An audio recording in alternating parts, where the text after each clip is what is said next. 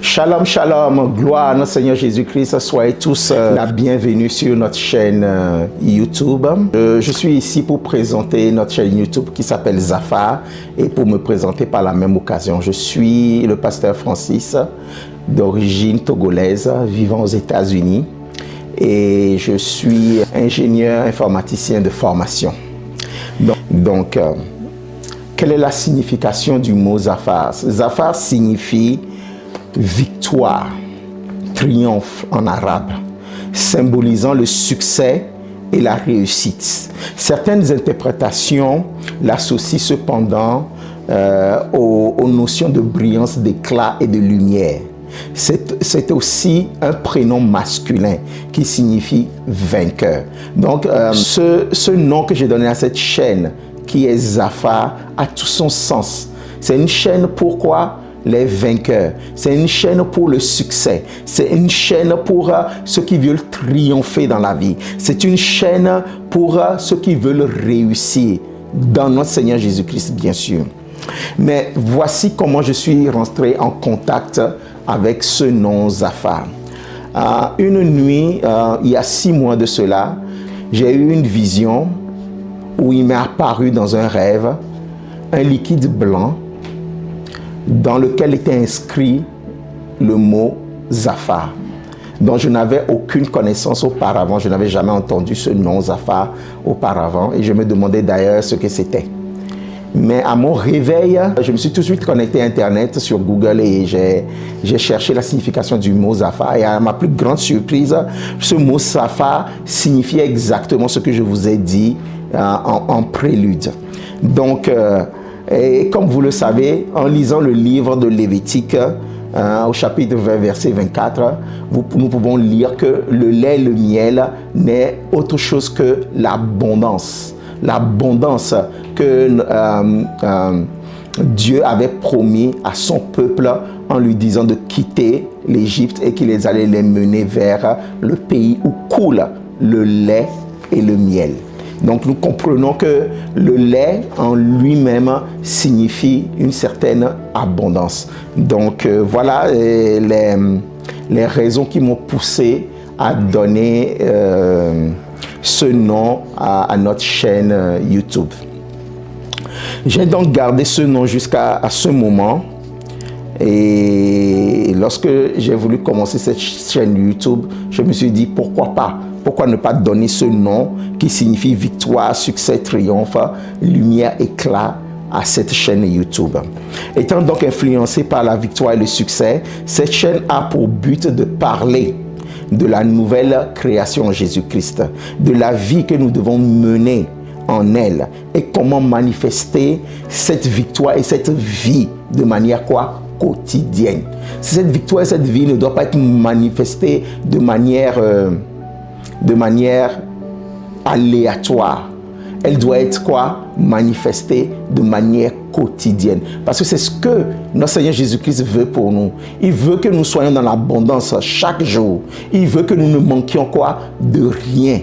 Aussi bien du côté de notre santé que du côté de nos finances, que du côté de tout ce dont nous avons besoin pour vivre une vie d'abondance.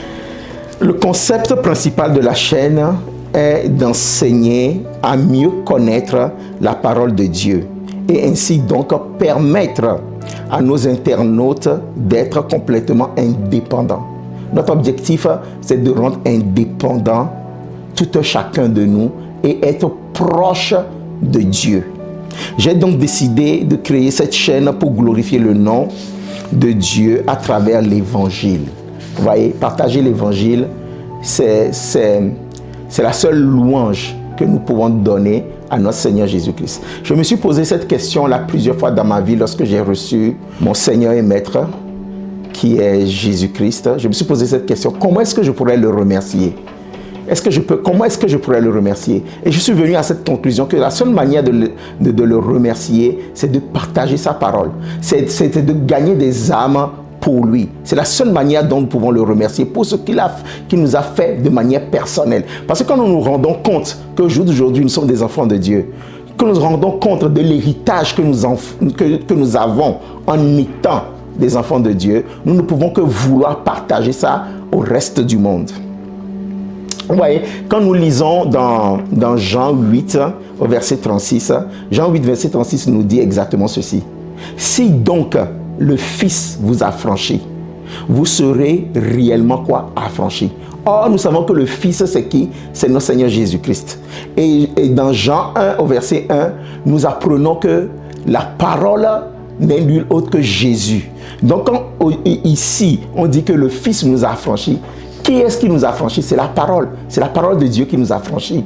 Donc, mieux nous connaissons la parole de Dieu, plus nous sommes proches de Dieu. Et cela nous donne quoi? Une certaine liberté. Cela nous a affranchis de toutes les pensées qui ne viennent pas de lui. Cela nous renseigne sur qui nous sommes réellement en Jésus-Christ. Cela nous dit quelle est la pensée de Dieu ou de notre Seigneur Jésus-Christ par rapport à nous. Quel est son amour pour nous? Quel est son amour pour l'humanité? Quelle est la raison pour laquelle il est venu faire ce sacrifice-là?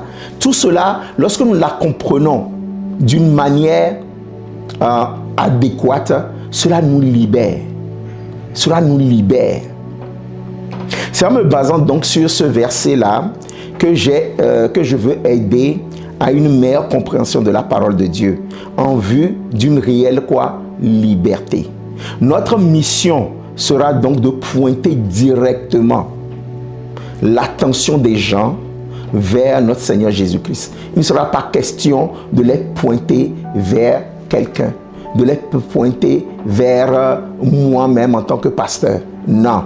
Ce que je voudrais pour mes internautes, c'est qu'ils soient libres et indépendants par eux-mêmes, parce qu'ils auront compris et connu la parole comme je l'ai connue aussi. Et ils seront donc libres de pouvoir la lire, de la comprendre pour eux-mêmes et d'avoir un certain attachement personnel pour notre Seigneur Jésus-Christ.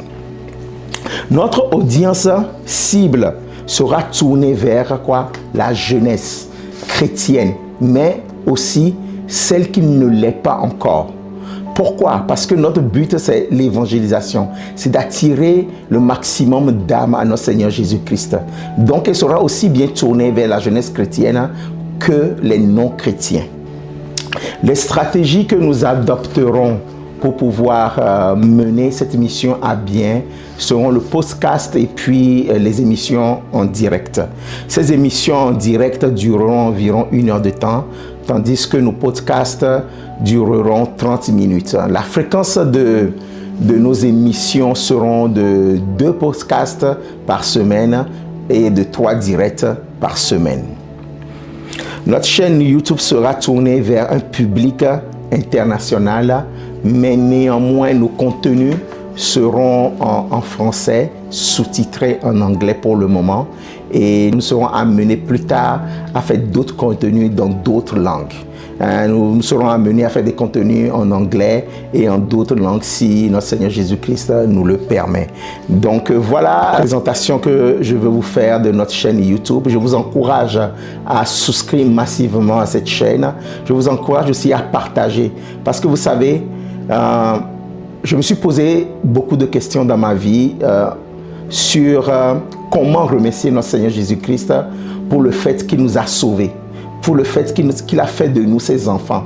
Comment le remercier? Matériellement, nous ne pouvons pas le remercier parce que tout ce matériel que nous avons, certes c'est pour sa gloire, mais c'est lui qui nous les a donnés. Et il n'a pas besoin qu'on le lui redonne forcément. Mais par contre, je me suis rendu compte que la meilleure manière de le remercier, c'est de par quoi? C'est de par quoi? Ramener des âmes pour lui. Donc, faites votre part en partageant cette chaîne. Quelqu'un pourra écouter ces enseignements et réellement donner sa vie à Christ. Donc, je vous encourage à partager cette chaîne YouTube et je vous encourage à y souscrire vous-même. Que la grâce de notre Seigneur Jésus-Christ soit avec vous. Soyez tous bénis et passez une excellente journée là où vous vous trouvez. Gloire, gloire à notre Seigneur Jésus-Christ. Amen.